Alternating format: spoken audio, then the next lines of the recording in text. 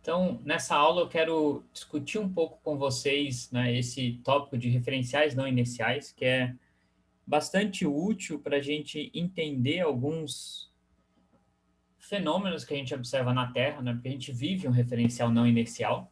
Para vários, a gente vai ver que a gente viu, na verdade, que para vários casos esses efeitos são irrelevantes, né, é um efeito muito pequeno quando comparado com a força gravitacional terrestre ou outras forças locais.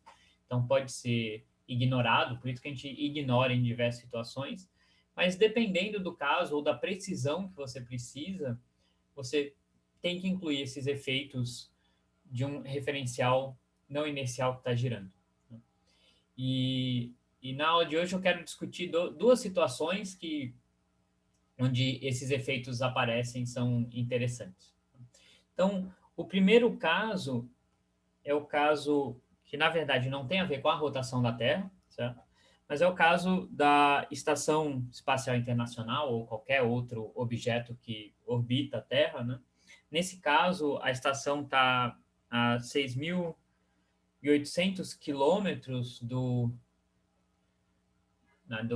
centro da Terra, certo? Então, aproximadamente 800 quilômetros acima da superfície.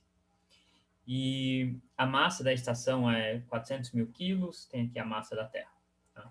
Então, vocês já devem ter visto, deixa eu mostrar rapidamente para vocês, vídeos Learning how to fly in de space. estação espacial e aparentemente tem um ambiente de gravidade zero. Tá?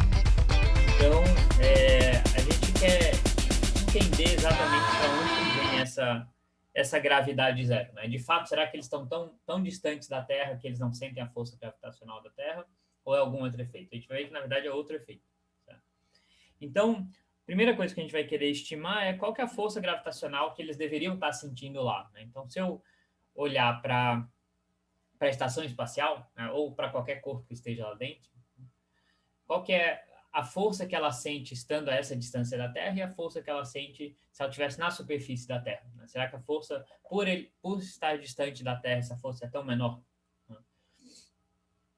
E aí depois, né, pede para a gente calcular a velocidade angular de rotação, isso é simples, né, porque é um movimento circular uniforme, então a força gravitacional vai ser a força centrípeta. E aí depois a gente vai fazer uma análise no referencial em que a estação está em repouso. Aí ver como é que são as forças que atuam nesse referencial. Então vamos por partes, vamos primeiro discutir a força gravitacional na estação, certo? Então, aqui não tem muito segredo, né? A gente quer usar a lei de gravitação do Newton, certo? Então, eu vou assumir que a Terra tem aqui um raio RT e a estação está um raio R maior que esse raio RT. E aí a força gravitacional que a estação vai sentir, se ela está em órbita, vai ser menos a constante gravitacional, a massa dessa estação, a massa da Terra, sobre R ao quadrado, isso é sempre apontando na direção radial. Se eu fizer essa conta com os dados que estão no enunciado, eu chego aproximadamente a menos 3,5 vezes 10 a 6 newtons na direção radial. Então, essa é a força, é uma força da ordem de 10 a 6 newtons por ela estar distante do centro da Terra.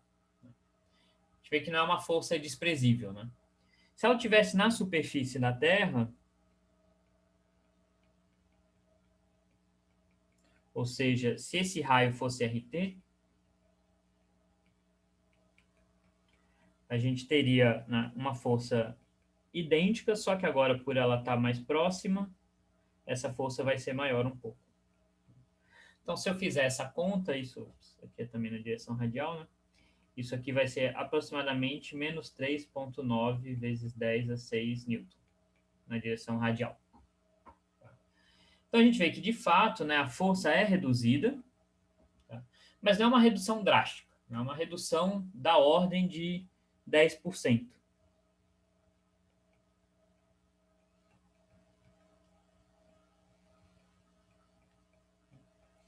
Então, é errado a gente falar que a força gravitacional na estação espacial é irrelevante, né? Ela é só um pouquinho menor do que seria aqui na superfície da Terra, certo? Cerca de 10% menor. Tá? Então, não é aquele efeito de uma gravidade aproximadamente nula, não é pelo fato da força gravitacional não estar presente. Tá? Então, vamos tentar entender o que acontece. Né? Bom, primeira coisa, a gente que vai ser importante calcular essa frequência de rotação da espaçonave, né, ou da estação espacial em torno da Terra. Certo? Então, aqui a gente vai usar o fato que é uma órbita a movimento circular uniforme. Então, eu vou assumir esse sistema de coordenadas aqui, assumir, né, que a minha estação espacial está girando nesse sentido. Então, ela vai ter uma velocidade angular de rotação que aponta no eixo Z, né, que aponta aqui para fora da página. E aí, para calcular essa velocidade angular, se é um movimento circular uniforme, eu tenho que, a minha força gravitacional tem que ser a força centrípeta. E a gente sabe que a força centrípeta, né, tem que ser massa vezes aceleração centrípeta, que é v² sobre r, onde r é o raio da órbita. E a gente lembra, né, que v é igual a ômega r, então isso aqui vai ser m ω² vezes r. Então, se eu igualo isso com a força gravitacional, eu vou ter m ω² vezes r, né, em módulo vai ser g mzinho massa da Terra, v sobre raio da órbita ao quadrado. Então, eu chego que a minha velocidade angular vai ser raiz de gmt sobre raio ao cubo. E aí, se eu usar o raio da órbita da estação espacial, a massa da Terra, eu chego que isso é aproximadamente 1,1 vezes 10 a menos 3 radianos por segundo. Então, não é uma velocidade angular extremamente alta, é uma velocidade angular relativamente baixa. E agora o que a gente vai querer considerar é o seguinte, né? A gente vai considerar o referencial onde a estação está em repouso. Né? Então, eu vou escolher um referencial que vai estar girando junto com a estação. Tá? Então, vai ser agora um referencial não inercial. E aí eu vou assumir que nesse referencial, um astronauta joga uma bola de tênis para cima. Né? Então, imagina que o para baixo dele é onde está a Terra. Certo? Ele joga uma bola para cima. E aí a gente vai querer calcular qual que é a aceleração dessa bola logo depois dela sair da mão do astronauta. Tá? Isso é para a gente ter uma ideia do que vai acontecer com essa bola. Certo? Se ela foi jogada para cima. Então, eu sei que, né, se eu tiver no referencial inercial, o que eu vou ter, assim que ela sai da mão do astronauta, eu vou estar assumindo que eu não tenho atrito com ar e tudo mais. A única força que vai estar agindo nela é a força gravitacional da Terra. Né? Obviamente tem atração gravitacional com o astronauta e com a estação espacial, mas isso é completamente negligível quando você compara com a força gravitacional da Terra. Então, a única força real que a gente tem agindo nessa partícula é a força gravitacional da Terra. Tá? Mas a gente quer investigar como é que o astronauta vê esse movimento. Então, no referencial do astronauta, o que ele vai ver? Tá? Então, é isso que a gente vai tentar calcular aqui. Qual que é a aceleração inicial? A aceleração inicial nos dá uma ideia, né, de como é que vai ser a evolução desse movimento. Então, a situação, né, se a gente quiser usar, então, eu vou chamar desse referencial S', tá? É um referencial, então, que está girando, né, a origem dele está junto do centro da Terra, mas ele está girando com a estação espacial. Então, notem que a rotação dele não tem nada a ver com a rotação da Terra. Certo? Ele está girando junto com esse ômega da estação espacial. Então, nesse referencial, a estação espacial está em repouso. Certo? Eu escolhi ela aqui, né, uma orientação de tal forma que ela esteja aqui no eixo Y. Tá? E aí eu assumo que a bolinha, então, é jogada para cima significa, né, não tem, para cima significa na direção oposta da Terra. Né? E a gente vai querer analisar o que acontece com a aceleração dessa bolinha medida no referencial S', que é o referencial onde está o astronauta que jogou a bolinha. Tá? Então, a gente sabe, eu vou dizer que essa bolinha tem uma massa mb. Então, nesse referencial, a gente sabe que a gente pode escrever uma segunda lei de Newton para essa bolinha, mas a gente tem que incluir aquelas forças fictícias que aparecem por causa de eu estar em um referencial em rotação. Tá? Então, eu vou ter massa vezes a aceleração da bolinha, e aqui tudo, né, todas as grandezas são medidas nesse referencial não inicial, então é a aceleração medida no referencial não inicial. Isso tem que ser igual à força gravitacional, que é a única força real, que está realmente atuando na bolinha. E aí eu tenho as forças fictícias. Nesse caso aqui eu vou ter uma força centrífuga, e eu vou ter a força de Coriolis. No caso mais geral possível, a gente teria também uma terceira força, mas essa é só se o seu referencial ele tem uma velocidade angular que muda com o tempo. Então, não é o caso aqui. Então, a gente só tem essas duas contribuições. Tá? E a gente quer, então, analisar essa aceleração no instante que a bolinha é jogada, assim que ela sai da mão do astronauta. Tá? Então, a minha aceleração vai ser Fg sobre a massa menos ômega vetor R, menos 2 ômega vetor V. Então, obviamente, para eu calcular essa aceleração, eu preciso conhecer qual é a posição, qual é a velocidade da bolinha. Mas no instante inicial, essas são as minhas condições iniciais que estão dadas. Tá? Então,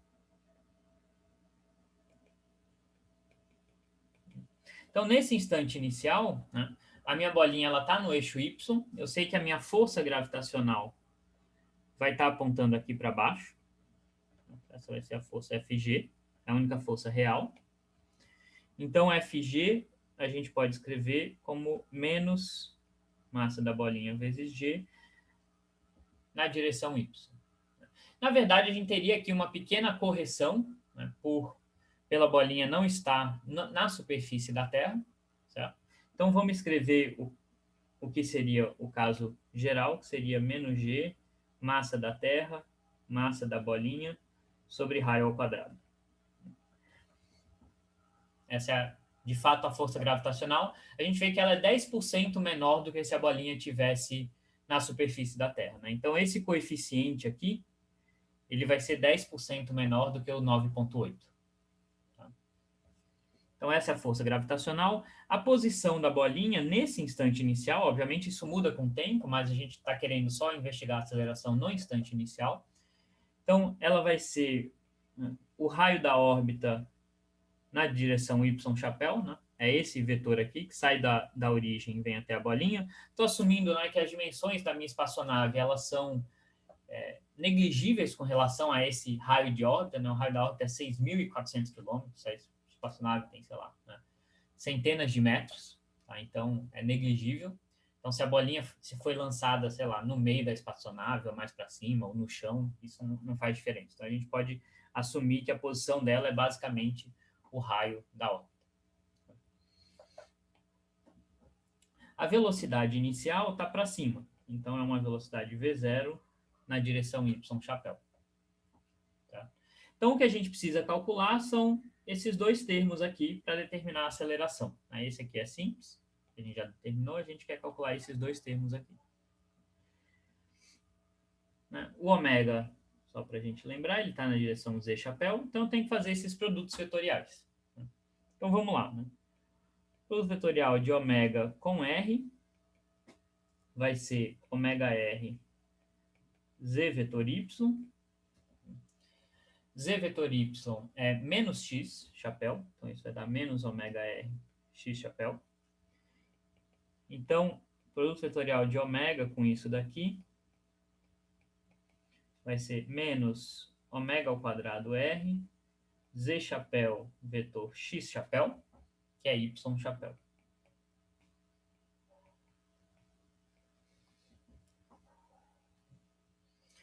Então, esse produto vetorial a gente já fez, falta esse daqui. Então, o produto vetorial com a velocidade vai ser ômega v0 z chapéu vetor y chapéu, que dá menos x chapéu. Então, eu já tenho os resultados que eu preciso, né? Lembrando que isso é tudo no instante inicial. Vou jogar aqui nessa expressão. Então, a minha aceleração, ela vai ter aceleração devido à força gravitacional, que é a força real, tá? Dividido pela massa da bolinha, né? Então, isso vai dar menos g mt sobre r ao quadrado y chapéu. Aí eu vou ter menos esse produto vetorial aqui, então vai ser mais ômega ao quadrado r y ao chapéu, menos duas vezes esse produto vetorial. Então, mais 2 ômega V0 x chapéu. E aí eu posso agora, né, juntar todas as componentes que tem y, né? Então eu estou vendo que eu vou ter uma força em y e uma força em x. Tá? Ou uma aceleração. Né? Então eu vou ter aqui ômega ao quadrado r menos g massa da Terra sobre r ao quadrado y chapéu mais 2 ômega V0 x chapéu. E aí a gente lembra, que é o que a gente acabou de calcular, que esse ômega é raiz de gmt sobre r ao cubo. Né? Essa foi a velocidade angular que a gente calculou aqui. Tá? A gente pode substituir isso para simplificar um pouco a nossa expressão. Tá? Então, se eu jogo isso daqui aqui, né, eu vou ter isso aqui ao quadrado, né? Então eu vou ter gmt sobre r ao cubo vezes r. Então eu vou ter gmt sobre r ao quadrado, que é exatamente esse termo aqui. Tá? Então esses dois termos se cancelam exatamente.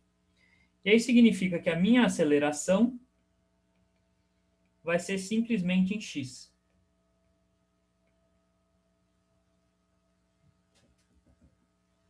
Então, a minha bolinha aqui, pro referencial que está em repouso com a espaçonave, ela vai sentir uma força para trás. Ela vai, né, sentir uma força puxando ela na direção do eixo x. Né? É isso que a gente perceberia se a gente fosse o astronauta. Mas a gente viu que dentro da estação espacial aparentemente não é isso que acontece, né? As coisas não estão andando para trás. Né? Aparentemente a gente tem uma gravidade nula. Então vamos, né, por que isso acontece? Porque essa aceleração é extremamente pequena, certo? Porque esse ômega aqui, a gente viu, ele não é muito grande. Então vamos, se a gente calcular essa aceleração, então vamos assumir que eu jogo a bolinha com, sei lá, uma velocidade 10 centímetros por segundo, certo? Uma velocidade razoavelmente alta. Se a gente calcular essa aceleração, então,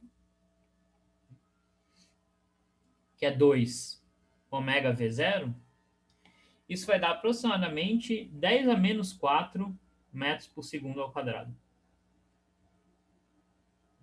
Então, uma aceleração extremamente pequena. Tá? Tem sim uma aceleraçãozinha para trás, mas ela é extremamente pequena.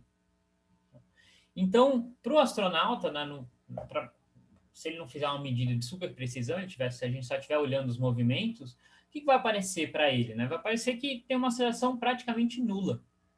Tá? Então, se ele joga a bolinha para cima, ela vai ter uma aceleração nula, inicialmente, certo? Mas se a aceleração dela é nula inicialmente, significa que a velocidade dela não vai mudar.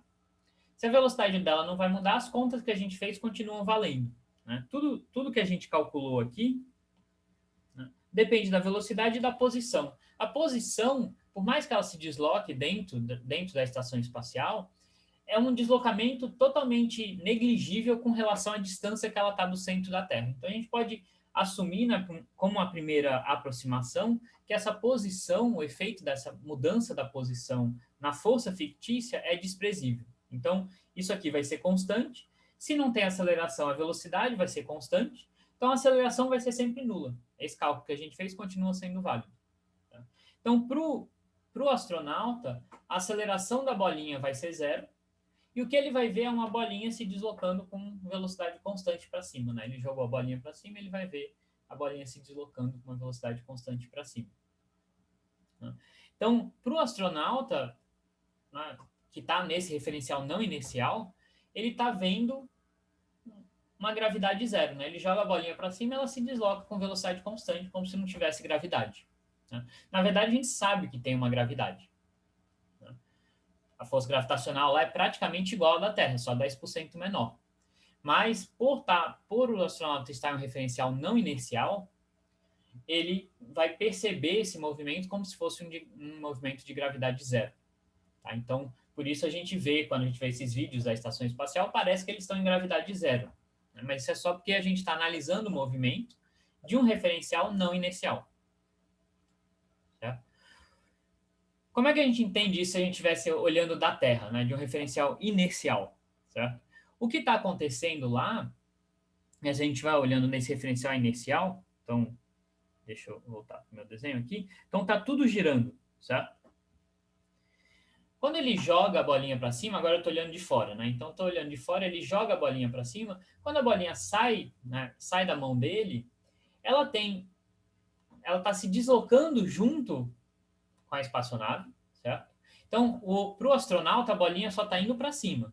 Mas, na verdade, como ela tinha a inércia do movimento, quem está no referencial fora está vendo ela ir para cima e para o lado. Certo? Porque tinha a bolinha vinha andando junto com o astronauta. Então, essa velocidade para cima ela é muito menor do que a velocidade lateral de órbita. Certo? Então, ela é negligível. Então, ela continua com a velocidade que ela precisaria para fazer uma órbita circular com a mesma frequência da estação espacial. Então, para quem está olhando de fora, a bolinha sai da mão do astronauta, mas os dois estão girando. Os dois estão girando com a mesma velocidade angular. Então, eles vão caminhando juntos. Tá? Então, o astronauta está girando a bolinha, está girando junto com ele. E, portanto, né, para o astronauta é como se ela tivesse parado ou com aceleração nula. Então, a gente vê que, né, esse é um fenômeno interessante, que às vezes, se a gente não sabe, a gente pensa que, não, eles estão lá no espaço, não tem gravidade, mas isso não é verdade. Na verdade, é simplesmente o efeito de estar analisando o movimento de um referencial não inercial. O segundo problema é um problema clássico, que é conhecido como pêndulo de Foucault. Tá? Depois eu explico por que ele foi tão importante, mas é exatamente o problema de um pêndulo oscilando na superfície da Terra. Certo? A gente vai tentar analisar esse problema do referencial da Terra. Né? A gente sabe, né, que todos os relógios funcionam com pêndulo, ou funcionavam, hoje em dia não, né? Mas muito antigamente os relógios funcionavam com pêndulo. Então, o período de oscilação do pêndulo era usado para marcar as horas com uma certa precisão. Então, a gente sabe que aquele movimento usual de oscilação tem que ser o movimento principal, né? Pelo fato da gente estar num referencial não inercial, a gente vê que tem pequenas correções para esse movimento, mas são realmente correções bem pequenas. A gente vai querer ver qual que é o efeito da rotação da Terra nessa oscilação do pêndulo. Então, a ideia é que eu tenho lá uma bolinha preso a um fio, e aí essa bolinha vai fazer pequenas oscilações. Tá? Para ficar mais fácil de resolver o problema, a gente vai assumir que essas oscilações são bem pequenininhas.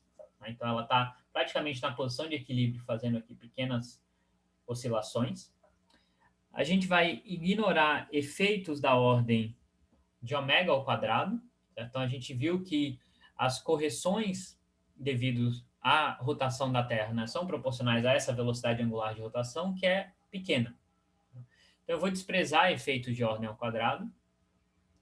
A gente vai assumir que, no instante inicial, o pêndulo está um pouquinho deslocado da posição de equilíbrio, né, em direção sul. Eu já vou deixar mais claro o que é isso.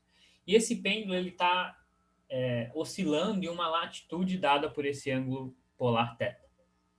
Então, a parte mais difícil de analisar esse problema é, na verdade, enxergar essas direções, esses referenciais. Certo? A gente vai ter que introduzir um novo referencial aqui, que é o referencial, né, se eu não falasse nada de rotação da Terra, se esse fosse um problema pré esse tópico, né, o que a gente faria? A gente escolheria, vou escolher um sistema de coordenadas aqui, né, paralelo com a superfície da Terra, certo? Então, sei lá, o X vai estar em uma direção, o Y vai estar para cima, e é isso que a gente vai ter que analisar.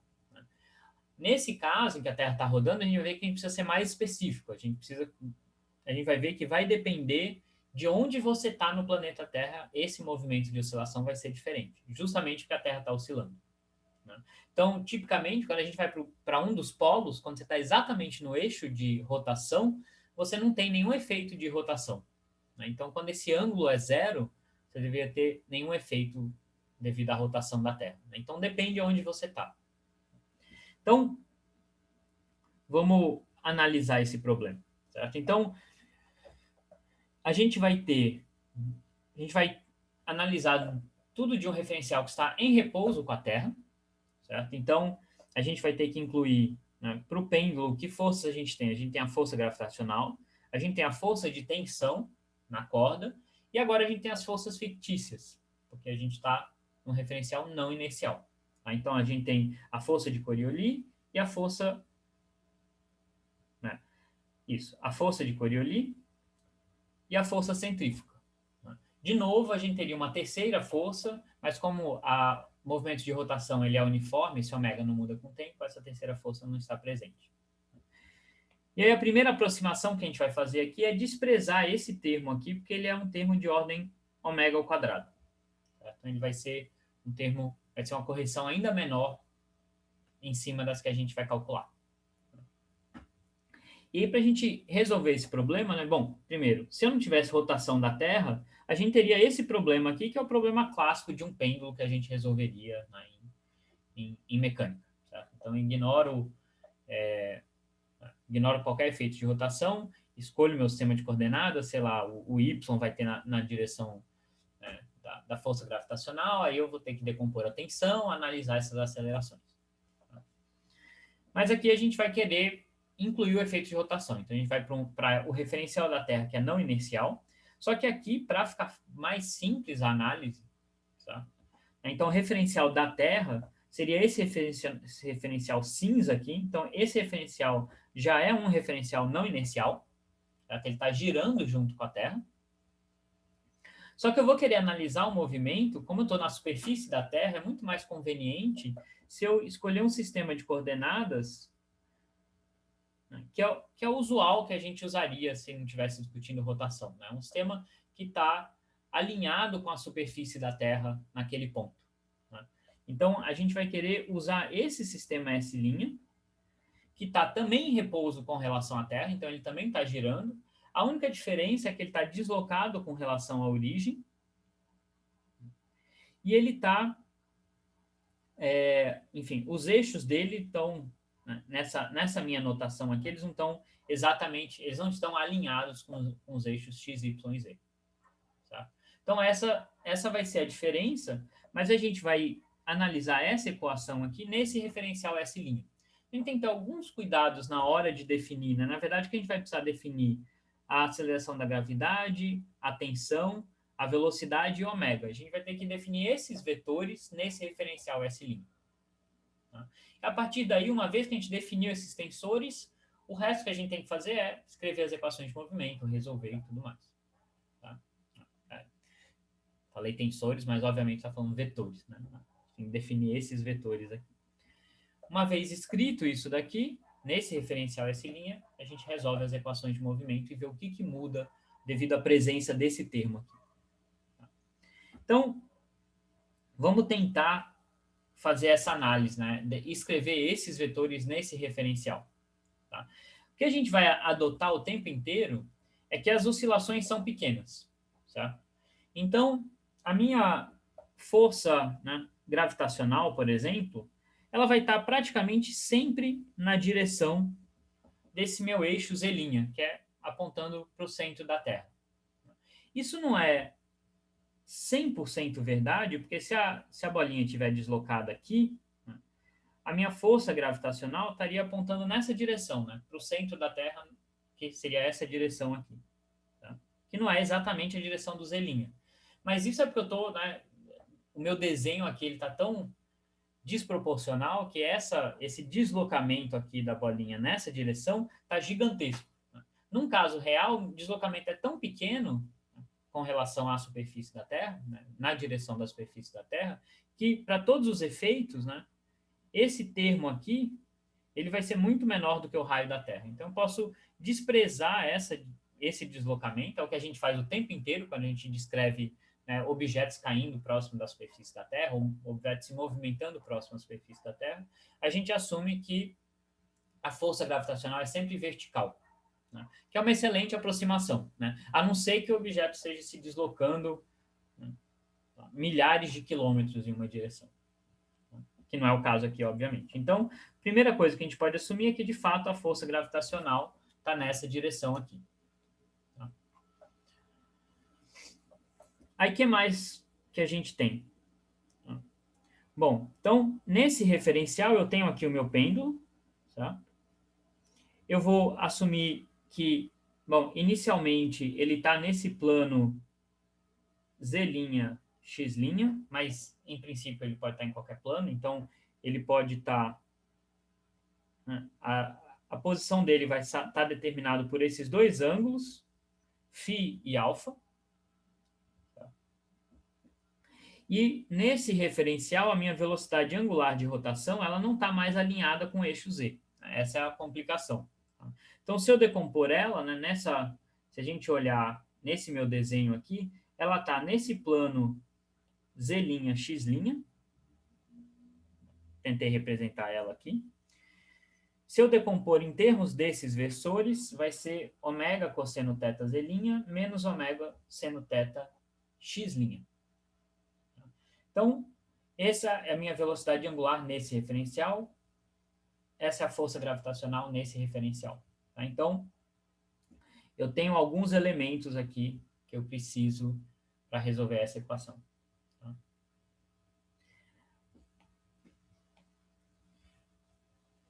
Aí eu quero escrever quais são as posições qual é a posição da minha bolinha, ou as coordenadas dessa bolinha, nesse referencial em termos dessas grandezas aqui, alfa e φ. Né? O alfa é aquele ângulo de oscilação. Certo? Se eu não tivesse a rotação da Terra, seria para pequenas oscilações, seria um movimento periódico aqui. Tá? Então, nesse referencial, né, X' vai ser L seno alfa, né? Então, se eu calculo L seno alfa, eu estou calculando justamente a projeção, né, da minha bolinha no plano XY, vezes cosseno de φ. Y' vai ser L seno alfa seno φ. É quase coordenadas esféricas, mas não exatamente. E o Z' aqui a gente tem que tomar um pouco de cuidado. Eu estou escolhendo meu sistema de coordenadas que quando o alfa for 0, a bolinha está na origem. Tá? Então, com essa escolha, o meu Z' vai ser L 1 menos cosseno de alfa. Então, L cosseno de alfa, né, se eu projetar ela aqui na direção do eixo Z, L cosseno de alfa é esse pedaço aqui, e tudo isso daqui é L. Tá? Então, a coordenada Z dela, que é isso daqui, vai ser L menos L cosseno alfa, que é isso daqui. E aí, para pequenas oscilações, certo? Ou seja, quando esse alfa é pequeno, a gente vai fazer uma aproximação. Se alfa é pequeno, seno de alfa é aproximadamente alfa, e cosseno de alfa é 1. Certo? Então, isso daqui, para alfa muito menor do que 1, vai ser aproximadamente L alfa cosseno φ. Isso daqui vai ser L alfa seno φ. E isso daqui, como o cosseno de alfa vai ser 1, tá? Vai ser aproximadamente 0.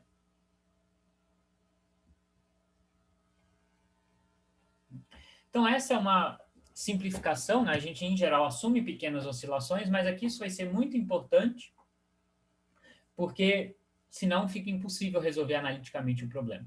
Tá? Mas dentro dessa aproximação, a gente já vai conseguir ver os efeitos da rotação. Tá? Então, a gente vai ter essas aproximações aqui. Então, o meu Z' vai ser aproximadamente constante, ou seja, a velocidade vertical é aproximadamente 0.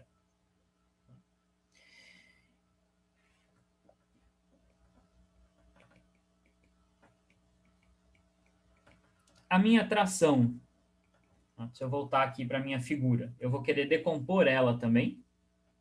Tá?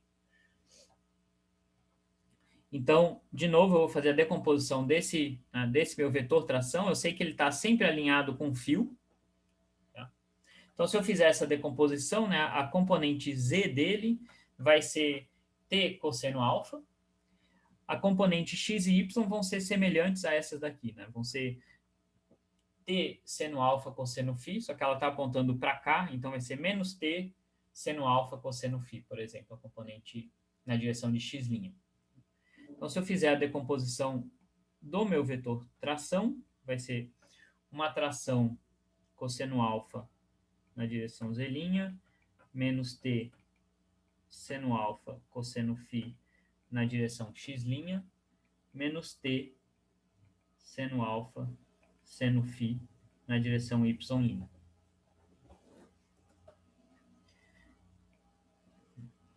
Então, isso daqui, né, de novo, para pequenas oscilações, vai ser aproximadamente tz'. Se eu olhar isso, esses dois termos aqui, eles são muito parecidos com o meu x' e o meu y'. Basta que eu divida eles por L.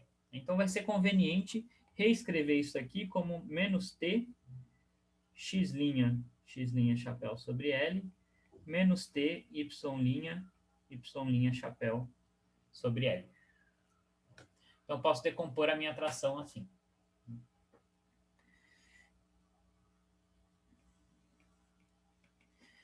A gente viu que para pequenas oscilações, o meu z é praticamente constante, né? Então, a minha aceleração na direção z tem que ser nula. Certo? Então, se o z' é aproximadamente zero, isso implica que o z duas linhas tem que ser aproximadamente zero. Significa que as forças na direção vertical têm que se anular. Tá? E as forças na direção vertical que eu tenho é a tração e a força gravitacional. Então, essas duas forças têm que se anular. Isso implica que a tração tem que ser aproximadamente mg. O módulo dessa minha tração. Tudo isso é válido para pequenas oscilações. Tá? Então, agora a gente já tem todos os elementos que a gente precisa para escrever essa equação aqui. Tá? Então, vamos lá. A gente vai precisar, então, deixa eu copiar o que a gente tem aqui. Então, a gente vai querer calcular essa equação. Esse termo aqui, a gente já viu que pode ser escrito como menos mg z'. A minha tração é isso daqui.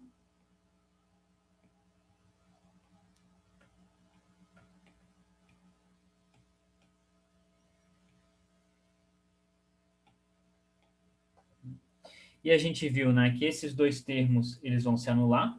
Então, vai sobrar esses termos aqui. E aí falta eu escrever o último termo, que é fazer o produto vetorial entre V e ômega. Certo? E como Z' é aproximadamente constante, essa velocidade vai ter que estar na direção x', y'. Né? Vai estar no plano x', y'. Não vou ter uma velocidade vertical. Então, esse termo a gente vai poder escrever da seguinte maneira, né? O ômega, nesse sistema de coordenadas, a gente viu que a gente pode decompor assim, certo? A minha velocidade, como eu não tenho velocidade em z, é simplesmente x' ponto. X' mais y' ponto y'.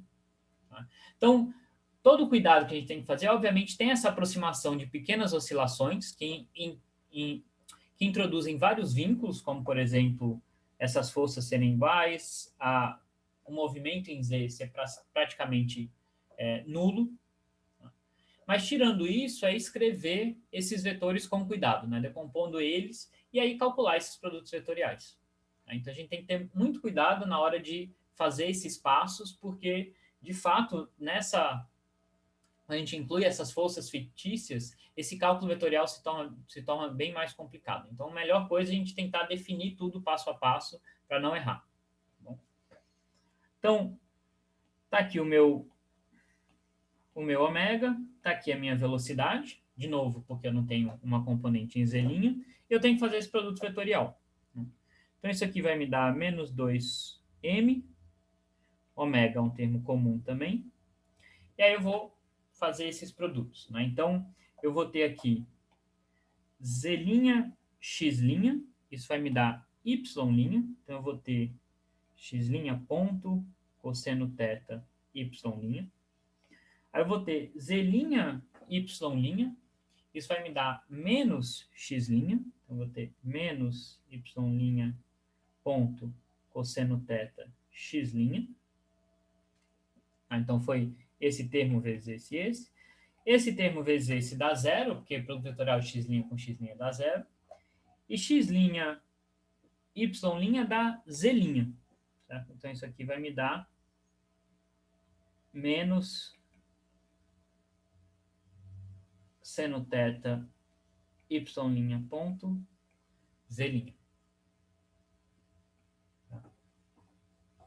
Então a gente vai ver que, de fato, essa força de Coriolis também contribui para a minha aceleração vertical. Tá? Mas, de novo, essa vai ser uma contribuição muito menor do que dos outros termos. Então a gente pode continuar assumindo que essa aceleração vertical é aproximadamente zero. Tá? Então, se a gente analisar agora o movimento no plano XY, então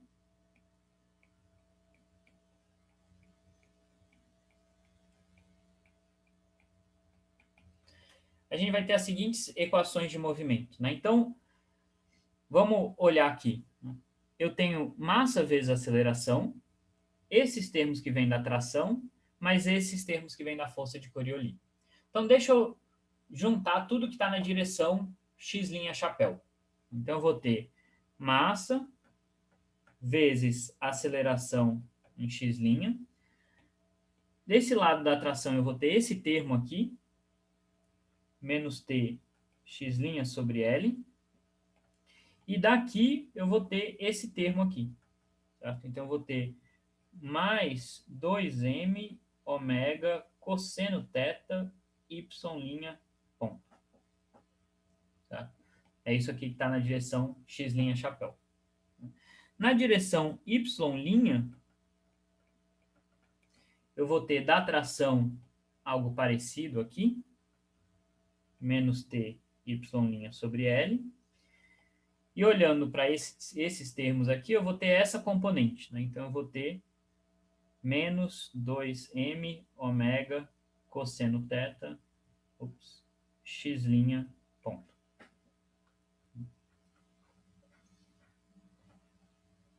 Deixa eu verificar se eu não errei nada, é isso mesmo. E aí, só para simplificar um pouco, né, eu vou já usar que essa tração tem que ser aproximadamente mg. Certo? Então, eu vou escrever aqui mg. E aí eu posso dividir tudo pela massa dos dois lados para simplificar as minhas equações.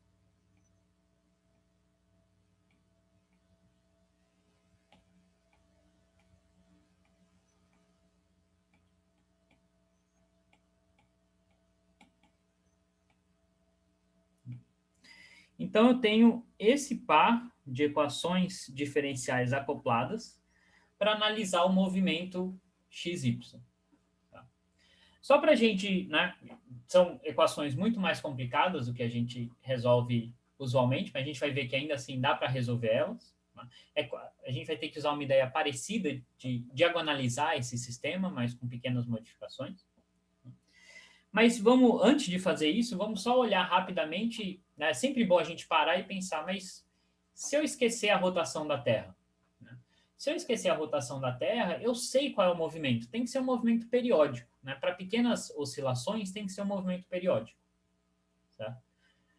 Se eu esqueço a oscilação da Terra aqui, né? Então se esse ômega vai para zero, o que acontece? Eu tenho só esses primeiros termos, tá? que ainda, né, parece um pouco complicado, mas eles são, né, se a gente olhar para essas equações diferenciais, é a segunda derivada da minha função igual à própria função vezes um número negativo aqui na frente. Que são justamente as soluções, são senos e cossenos com essa frequência de oscilação aqui. Né? Então,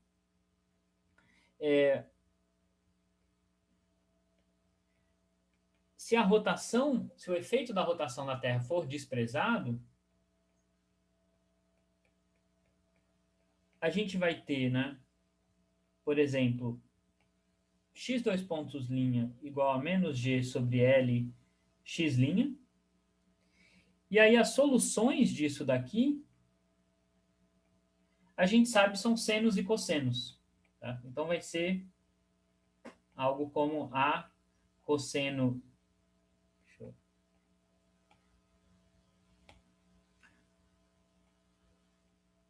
chamar de um ômega de oscilação, para a gente não confundir com o ômega da Terra.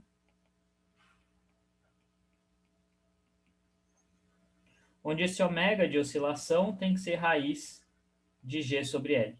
Né? Que é o período de oscilação. Não é o período, é a frequência de oscilação do pêndulo usual. Tá? Então, de fato, se eu não tenho essa contribuição da rotação da Terra, eu tenho soluções oscilatórias. Né?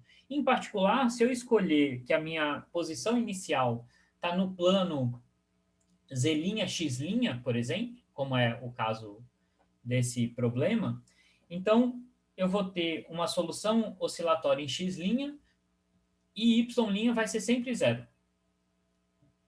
Então, se eu pego o meu pêndulo e coloco ele no plano XZ, ele vai sempre oscilar no plano XZ. E a componente Y' vai ser zero. Se eu, obviamente, tiro ele, né, e puxo esse pêndulo em alguma diagonal que não está alinhada com o plano XZ nem com XY, ele vai oscilar ao longo dessa diagonal. Certo? Mas a rotação da Terra inclui essas pequenas correções aqui, que são muito pequenas. Né? Se a gente comparar esse número com esse daqui, isso daqui vai ser um número bem pequenininho. Como é que a gente poderia, se a gente quisesse construir um experimento, eu vou discutir isso no finalzinho, se a gente quisesse construir um experimento para amplificar esse efeito aqui, né?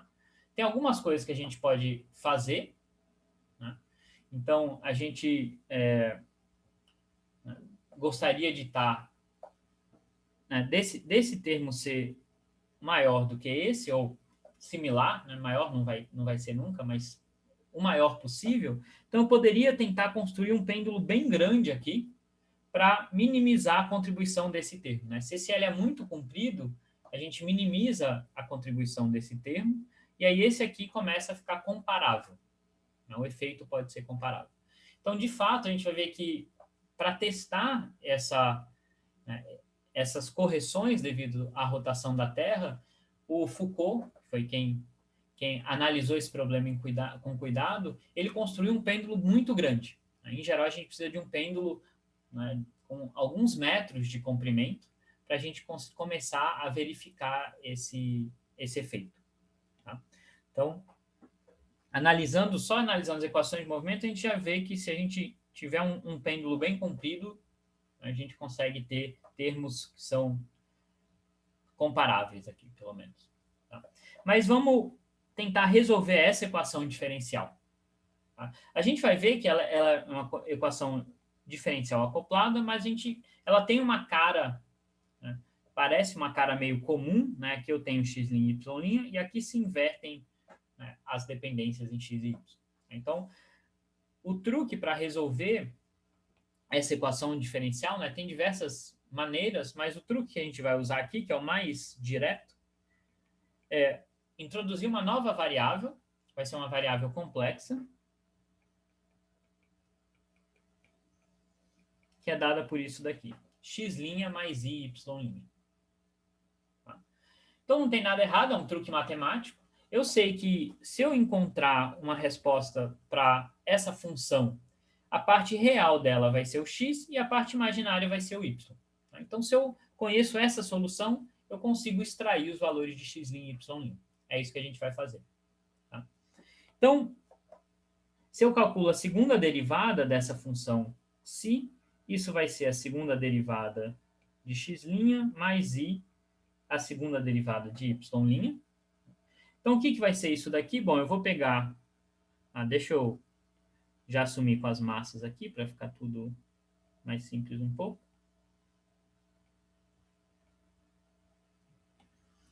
Então, eu vou pegar a primeira equação e somar ela com a segunda vezes i. Tá? Então, eu vou ter aqui, do lado direito, menos g sobre L, x' mais i, y'.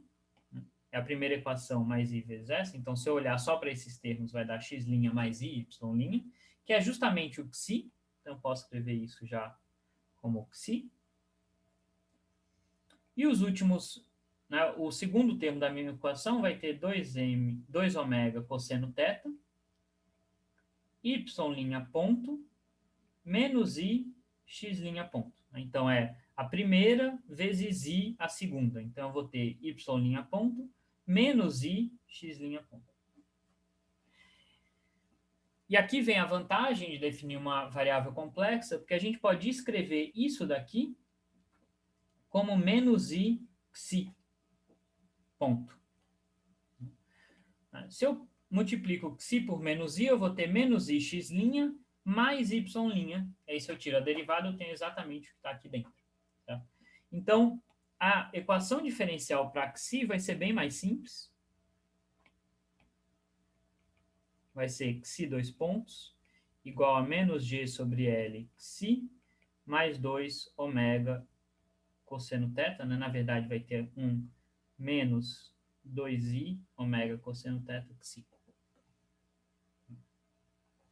Então, eu consegui simplificar um pouco a minha equação. Professor, ali é esse ponto, né? Esse ponto. Aqui, né?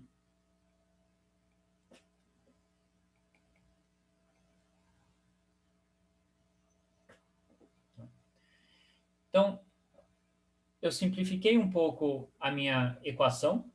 Tá? Tenho essa equação diferencial. A diferença é que eu posso agora assumir soluções complexas, né? Porque esse número, de fato, pode ser um número complexo, não tem nada que faça com que ele tenha que ser real. Né? Só que é uma equação linear em si. Então, eu posso chutar aquelas soluções exponenciais.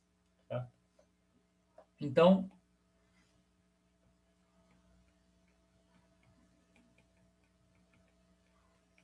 a gente vai tentar soluções do tipo psi de t igual a EI gama t, onde esse gama aqui é um parâmetro que a gente vai determinar para que isso seja uma solução da equação. Tá? Então, de novo, não tem nenhum problema a minha função ser complexa, já inseri aqui uma exponencial complexa para deixar isso óbvio. Se eu jogo isso na minha equação diferencial, né, para isso aqui ser uma solução da minha equação diferencial, a gente vai conseguir determinar quem é esse gama. Tá? Então, se eu jogo isso na minha equação diferencial, quando eu derivar duas vezes aqui com relação ao tempo, vai cair um i gama vezes um i gama, que vai me dar um menos gama ao quadrado, vezes a minha própria função. Aqui eu vou ter g sobre L, a minha função. Quando eu derivar isso aqui uma vez com relação ao tempo, vai cair um i gama. Com esse i aqui vai dar um menos. Tá? Então, eu vou ter um menos 2 ômega cosseno θ, gama, vezes a minha própria função, igual a zero. Então, agora a minha função aparece, né, em todos os termos, eu posso cancelar ela. E aí eu obtenho uma equação para gama. Tá? Então, eu tenho que gama tem que satisfazer essa equação diferencial.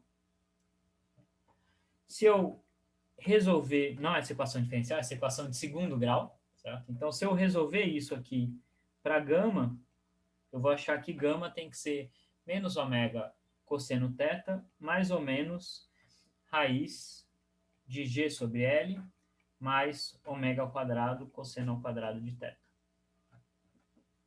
Então, eu tenho duas soluções possíveis, que é ótimo, porque eu posso construir daí uma solução geral, né? Isso é uma equação diferencial de segunda ordem, então eu vou ter dois parâmetros a serem determinados, né? Dois parâmetros para as minhas soluções, e eu posso construir uma solução geral pegando os dois valores possíveis de gama. Só que antes da gente fazer isso, a gente lembra que a gente está sempre assumindo que esse ômega é um número pequeno, então a gente está desprezando termos da ordem de ômega ao quadrado, então a gente vai poder simplificar isso um pouquinho mais e escrever isso como ômega cosseno θ mais ou menos raiz de g sobre L. Então, a gente vai ver que as soluções já vão ser bastante complicadas fazendo todas essas aproximações. Se a gente não fizesse essas aproximações, a gente nem conseguiria chegar numa resposta analítica. Então, a solução geral para essa minha função psi de t vai ser 1a vezes, eu vou chamar essas duas soluções de gama mais, gama menos, então eu vou ter um EI gama mais t mais um B EI gama menos t. Essa é a minha solução geral. O que falta é impor as condições iniciais que foram dadas no problema lá atrás, né? Então, se a gente voltar lá no enunciado, tá? Ele fala que em t igual a zero, o pêndulo está em repouso e está uma distância a na direção sul. Tá? Então, se eu analisar o meu sistema S' aqui, a direção sul é justamente a direção x'.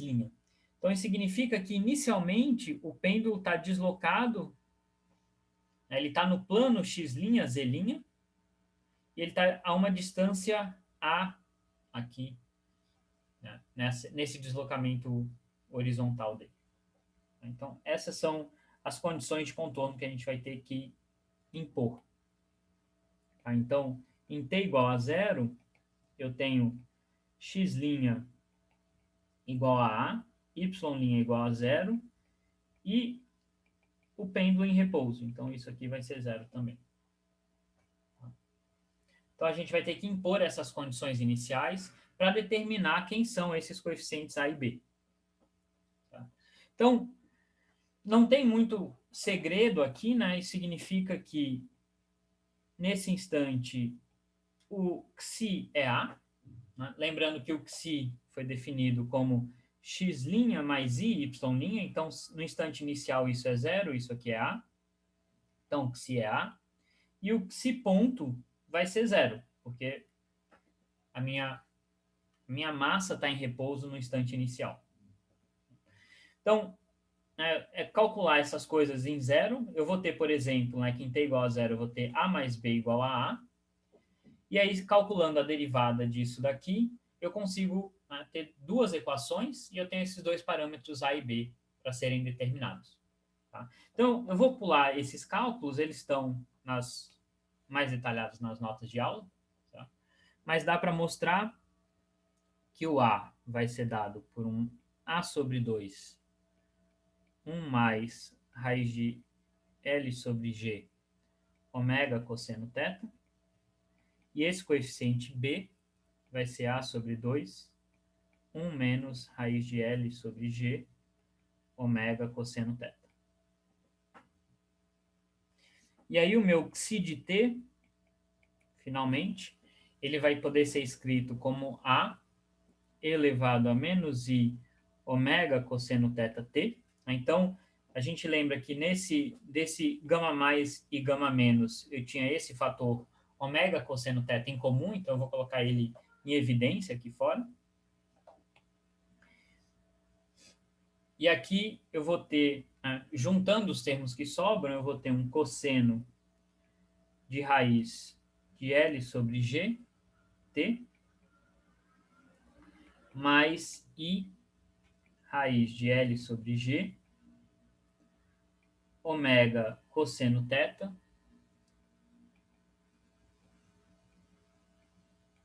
seno, deixa eu ganhar um pouquinho de espaço aqui, de raiz de L sobre G, t.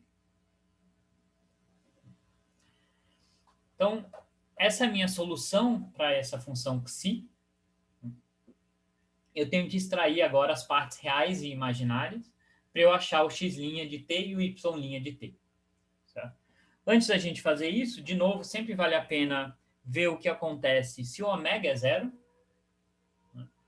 só para a gente ver se faz sentido a nossa solução, verificar ela nos passos intermediários, né? Então, se a Terra não está girando, se o ômega é zero, isso aqui vai dar 1, isso aqui vai dar 0, e eu tenho uma solução que é simplesmente A cosseno daquela frequência de oscilação do pêndulo vezes t. E o meu psi vai ser real, porque isso aqui some e isso aqui dá 1. Então, eu só vou ter uma oscilação no x' de t, que é o esperado. Né? Se eu não tenho nenhum efeito de rotação e eu desloco o meu pêndulo no plano XZ, ele vai sempre oscilar no plano XZ, certo? Com essa frequência aqui de oscilação. Mas como eu tenho um ômega, eu tenho essas correções aqui, certo? Então, o meu x' de t vai ser a parte real desse psi. Então, né, aqui eu vou ter uma parte real e uma imaginária. Né? Se eu escrever essa exponencial complexa como cosseno mais i seno, aqui eu tenho uma parte real e uma imaginária. E aqui também eu tenho uma parte real e uma imaginária. Então, se eu quiser a parte real dessa minha expressão, eu vou pegar a parte real desse termo vezes a parte real desse termo, e a parte imaginária desse vezes a parte imaginária desse, porque aí os i's vão se cancelar e vai dar algo real. Tá? Então, eu vou ter dois termos. Eu vou ter a parte real desse daqui vezes esse, então vai ser A cosseno de ômega cosseno θ t, cosseno, vou escrever aqui ômega de oscilação t, só para deixar explícito que essa seria a oscilação do pêndulo se eu não tivesse nenhuma correção devido à rotação da Terra. E aí eu vou ter um segundo termo aqui, que vai ser a parte imaginária desse vezes a parte imaginária desse. Então, vai ser A raiz de L sobre G, ômega cosseno θ, seno de ômega cosseno θ t, seno de ômega de oscilação t. E aqui, só para a gente simplificar a nossa análise, né, a gente vê que essa é uma correção de ordem ômega, e eu tenho um outro ômega aqui, então eu posso... isso aqui vai ser uma correção de ordem ômega ao quadrado, então eu posso aproximar isso em um primeiro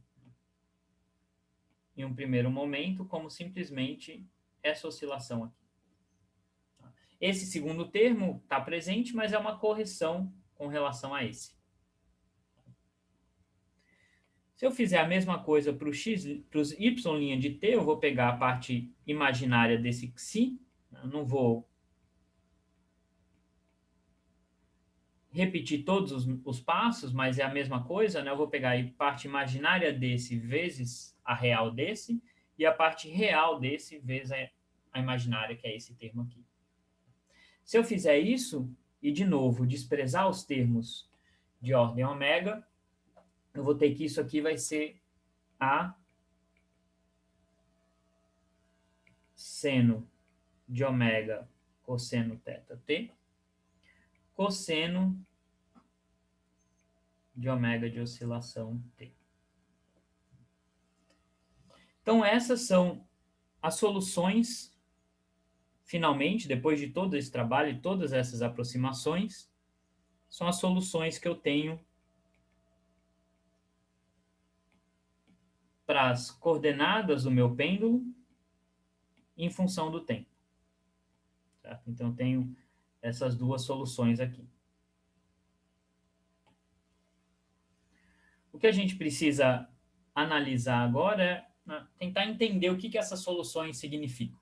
Então, de novo, sempre vale a pena, né? Ômega igual a zero, o que acontece? Bom, se ômega igual a zero, isso dá seno de zero, que dá zero, então o y' é sempre zero.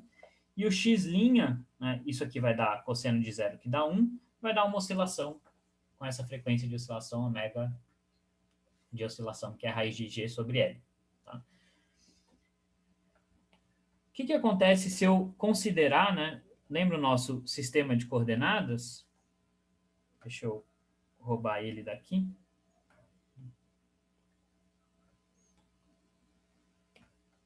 Então, se eu olhar para o meu sistema de coordenadas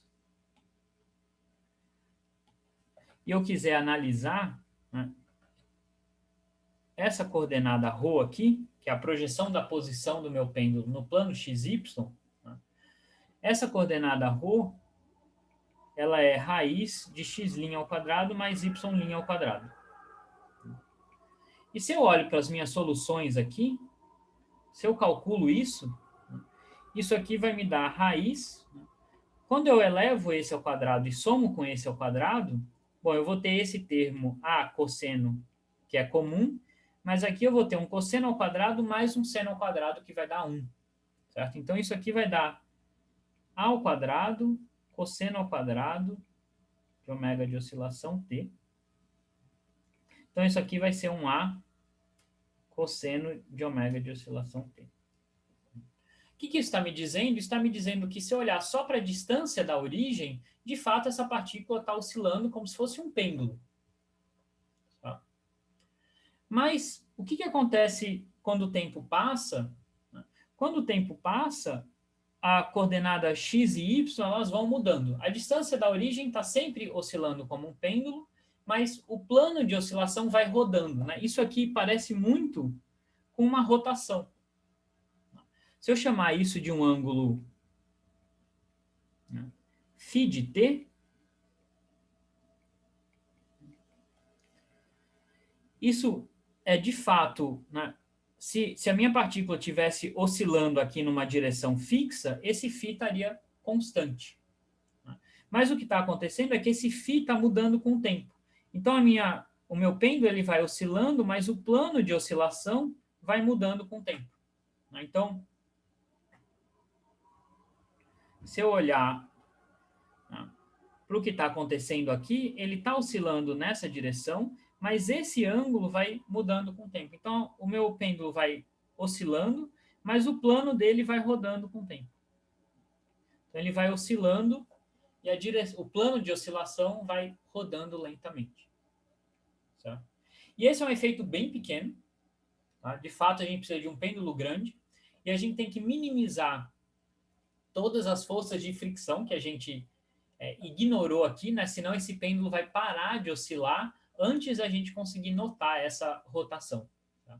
Então, o Foucault, em 1851, ele construiu um pêndulo gigante, minimizou ao máximo esse efeito de fricção, obviamente ainda tinha um atrito lá que fazia o pêndulo ir parando, mas ele conseguiu, né, medir essa oscilação por um tempo suficiente para notar essa rotação.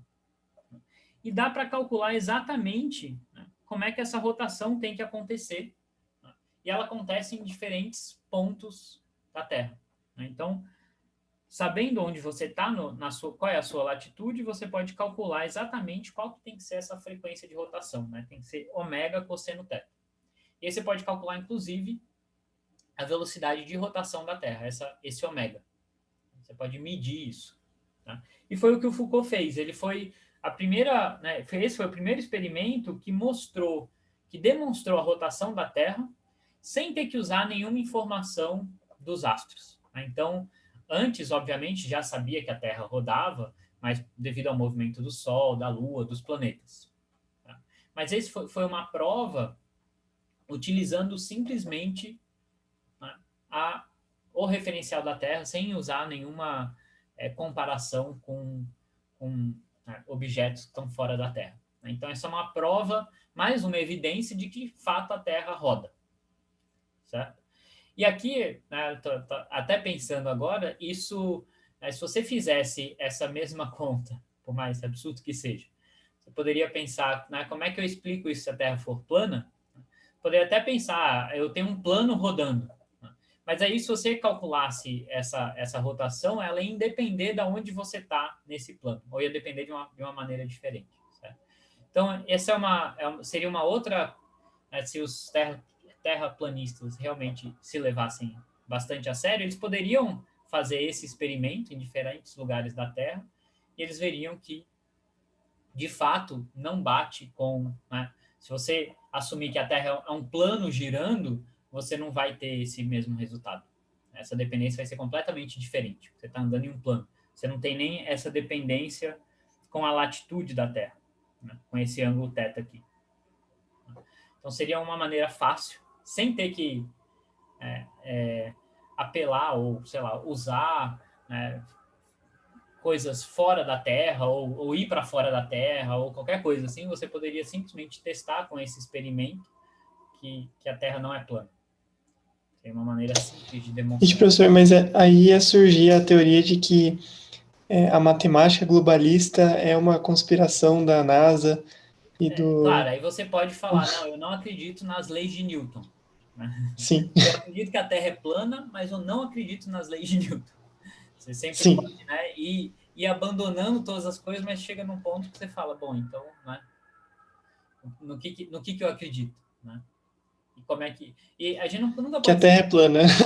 E a gente nunca pode esquecer que toda a tecnologia que foi construída ao nosso redor foi baseada nessas leis, certo? Então, toda a engenharia, Sim. todas essas coisas, né, macroscópicas, foram baseadas nas leis de Newton. Então, você vai... Né, você pode até falar, eu não acredito nas leis de Newton. Você fala, mas como é que você acredita na engenharia para, né, construir uma ponte, para construir a sua casa? Mas aí tá a explicação. As leis de Newton são uma máscara que os globalistas usam. E por baixo dos panos eles usam a matemática da Terra plana, que é bem desenvolvida. Uhum. Entendeu? Tá. Então tem uma conspiração ainda maior que todos os engenheiros fazem parte. Não sei se existe ainda, mas com certeza existirá. Mas, enfim. Então essa foi... deixa eu mostrar para vocês. Esse pêndulo de Foucault, ele tem diversos lugares, inclusive numa universidade que eu estudei nos Estados Unidos, tinha lá no meio do salão lá do instituto, tinha um pêndulo de Foucault. E aí esse vídeo que eu vou mostrar para vocês é no Museu de Ciências de Chicago, se eu não estou enganado. E é justamente isso, né? É um pêndulo, ele tem um comprimento grande, né? Não dá para ver, é uma filmagem meio tosquinha, mas enfim, dá para ver o efeito. E a ideia é que, né, se esse plano vai de fato mudando com o tempo, ele vai batendo nesses pauzinhos e vai derrubando eles. Né? Então, é um efeito tão pequeno que você tem que esperar um tempão. Certo? Eu acelerei o vídeo para a gente conseguir ver alguma coisa, mas a gente vê que ele vai se aproximando desse pauzinho, porque o plano de fato tá girando. Né? Ele vai se aproximando dessas hastes. Então, você tem que esperar um número muito grande de oscilações. Então, você tem que construir esse pêndulo de uma maneira que o atrito realmente seja muito pequeno. E aí, depois de muitas oscilações, você consegue ver que, de fato, ele mudou de plano. Tá? E aí esperar, né, você pode esperar isso mais tempo, enfim, ele vai, né, rodando e depois de um certo tempo ele volta para o plano original. Tá? Então, esse experimento de Foucault foi extremamente importante por isso, demonstrar a rotação da Terra. Tá? Então, isso encerra esse último tópico de referenciais não inerciais.